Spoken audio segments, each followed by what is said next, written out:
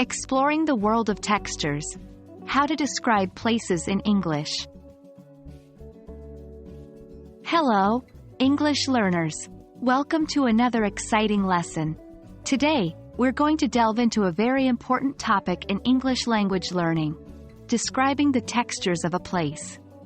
Knowing how to articulate different textures can greatly enhance your ability to describe places, bringing your words to life and painting a vivid image in the listener's mind. To begin, let's understand what we mean by textures. Texture is the feel, appearance, or consistency of a surface or a substance. It's how something feels when you touch it, but it can also be described visually. When it comes to describing places, understanding textures can help you convey how a location feels and looks.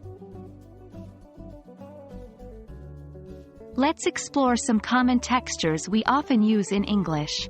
1. Smooth. This can describe surfaces with no roughness or bumps, like glass, marble, or polished wood. 2. Rough. This is used for surfaces that are not smooth, like unpolished wood, gravel, or brick. 3. Soft. We use this for materials that are pleasant to touch and may squish under pressure, like pillows, moss, or sand. 4. Hard. This is used for solid and inflexible surfaces, like stone, concrete, or metal. 5. Slippery. This texture refers to surfaces that are slick and may cause one to slide or lose balance, such as wet floors or icy sidewalks. 6.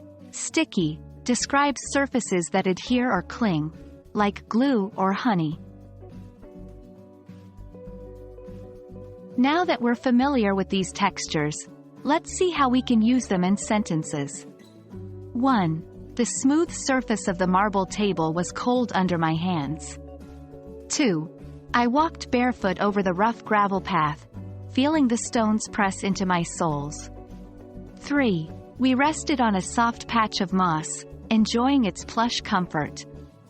4. The hard concrete wall was cold and unyielding against my back. 5. Be careful on the pavement. After the rain, it's really slippery. 6.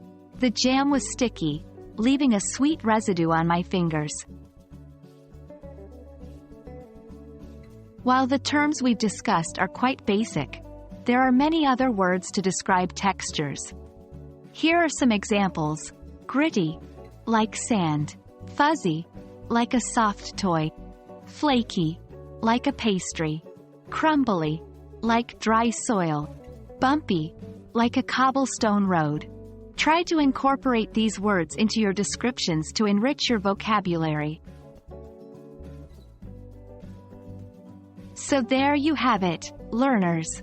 We've explored the world of textures and how they can add depth and detail to your descriptions of places in English. Remember, practice makes perfect, so don't forget to use these new words in your daily conversations or writing. The key is to engage your senses, imagine the textures and incorporate them into your language use. I hope this lesson has been helpful, and I look forward to our next one.